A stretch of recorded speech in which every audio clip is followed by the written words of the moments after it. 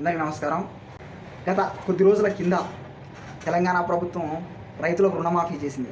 వ్యవసాయానికి సంబంధించి రైతులకు రుణమాఫీ చేసింది. మొన్న రేవంత్ రెడ్డి గారు ఒక మాట అన్నారు, ఒక ప్రసంగంలో చేనేత కార్మికులకు కూడా రుణమాఫీ చేస్తామని ఒక మాట అన్నారు. ఖచ్చితంగా మంచి ఆలోచన. ప్రజలకు కానీ రైతులకు కానీ సహాయం చేయాలనేది మంచి ఆలోచన. కానీ ఆ సహాయం ఎలా ఉండాలంటే వారి ఆదాయాన్ని పెంచే విధంగా ఉండాలి. ఈ రుణమాఫీల వల్ల అసలు ఈ రుణమాఫీ మూర్ఖపు సంక్షేమ పథకం ఇది. ఈ రుణమాఫీల వల్ల ఒక విఘ్నత ఉన్నటువంటి రాజకీయ నాయకుడు ఆదాయాన్ని పెంచే మార్గాలు ఆలోచించాలి. వాళ్ళకు ఉన్నటువంటి అప్పు ఈ రుణమాఫీ వల్ల తగ్గుతుంది, ఆదాయం ఏం పెరగదు కదా.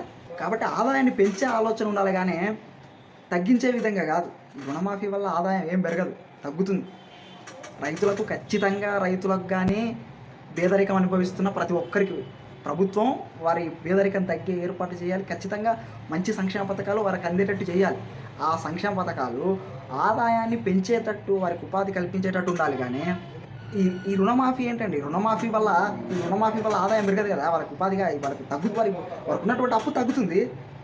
అప్పు అట్లా ఆ విధంగా ఆలోచించకూడదు ప్రభుత్వాలు. వారికి ఆదాయాన్ని పెంచేటట్టు ఉండాలి, వారికి ఆదాయం పెంచే విధంగా ఉండాలి కానీ తగ్గించేటట్టు కాకుండా సహాయం చేయాలి ఖచ్చితంగా పేదవాళ్ళకి కానీ రైతులకు కానీ. రుణమాఫీలు పక్కకెట్టి రైతుల పంటను మంచి మద్దతు ధర కొనండి. కాబట్టి రుణమాఫీ చాలా ఉంది. ఇది ఏంటంటే అసలు విఘ్నత లేని రాజకీయ పరిపాలన యంత్రాంగం ఇదంతా. నాట్ ఓన్లీ తెలంగాణ, భారతదేశంలో అన్ని రాజకీయ ప్రభుత్వాలు ఈ విధంగానే ఆలోచిస్తున్నాయి. ఈ రుణమాఫీలు ఇవన్నీ కాకుండా ఫస్ట్ ఆదాయం పెంచే ఏర్పాట్లు, మంచి విఘ్నత ఉన్నటువంటి రాజకీయ నాయకుడు ప్రజల ఆదాయం పెంచే మార్గాలు, వాళ్ళకి ఉపాధి కల్పించేటట్టు ఆలోచిస్తాడు. కానీ వాళ్ళకి రుణమాఫీ వల్ల ఉపాధి పెరగదు, వాళ్ళకు ఉన్నటువంటి అప్పు తగ్గుతుంది. ఖచ్చితంగా సహాయం చేయాలి రైతులకు కానీ పేదవాళ్ళకి కానీ ప్రతి ఒక్కరికి కానీ. ప్రభుత్వం ఉన్నది అందుకే మంచి పథకం వారి దగ్గరికి తీసుకోవాలి. భారతదేశంలో రైతుల విషయంలో మాత్రం రుణమాఫీ ఇవన్నీ వారికి ఆదాయం పెంచి వారి పంటలు మంచి మద్దతు ధర ఇచ్చుకోనండి.